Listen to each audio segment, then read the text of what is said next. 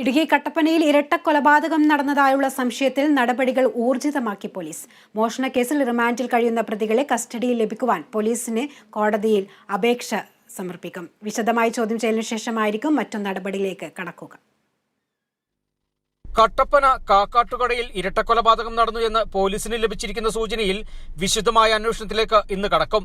ഇതിന്റെ ഭാഗമായി സംശയങ്ങൾ ദൂരീകരിക്കുന്നതിന് നിലവിൽ മോഷണക്കേസിൽ റിമാൻഡിൽ കഴിയുന്ന പ്രതികളെ കസ്റ്റഡിയിൽ ലഭിക്കുന്നതിന് കോടതിയിൽ അപേക്ഷ സമർപ്പിക്കും. വിശദമായ ചോദ്യം ചെയ്യലിന് ശേഷമാകും മറ്റു നടപടികൾ ഉണ്ടാവുക. വിഷ്ണു വിജയനും കുടുംബവും താമസിച്ചിരുന്ന കാക്കാട്ടുകടയിലെ വീട്ടിൽ മൃതദേഹം കുഴിച്ചിട്ടിട്ടുണ്ടോ എന്ന സംശയമാണ് നിലനിൽക്കുന്നത്. വീട് പൂർണ്ണമായും പോലീസ് നിരീക്ഷണത്തിലാണ്. എന്നാൽ അവധി ദിവസങ്ങളായതിനാൽ നിലവിൽ റിമാൻഡിൽ കഴിയുന്ന പ്രതികളെ കസ്റ്റഡിയിൽ ലഭിക്കുന്നതിനുള്ള അപേക്ഷ സമർപ്പിക്കുന്നതിന് സാങ്കേതികമായ താമസമുണ്ടാകാൻ സാധ്യതയുണ്ട്. അങ്ങനെ ഉണ്ടായാൽ പ്രതികളെ കസ്റ്റഡിയിൽ വാങ്ങിയുള്ള ചോദ്യം ചെയ്യലും തുടർന്നുള്ള വിശദമായ പരിശോധനയും നീളും. അതേസമയം പ്രതിയായ വിഷ്ണുവിനെ മാത്രമാണ് വീട്ടിൽ കണ്ടിട്ടുള്ളതെന്ന് നാട്ടുകാർ പറഞ്ഞു. അമ്മയെയും സഹോദരിയെയും പിതാവിനെയും കണ്ടിട്ടില്ല. പല പ്രാവശ്യം ഞാൻ അവരൊന്ന് കാണുന്നതിന് വേണ്ടി ആ വീട്ടിൽ പോയിട്ട് കാണാൻ സാധിച്ചിട്ടില്ല. അതുപോലെ തന്നെ അയൽക്കായിട്ടൊന്നും അവർക്ക് യാതൊരു ബന്ധങ്ങളും ഇല്ല.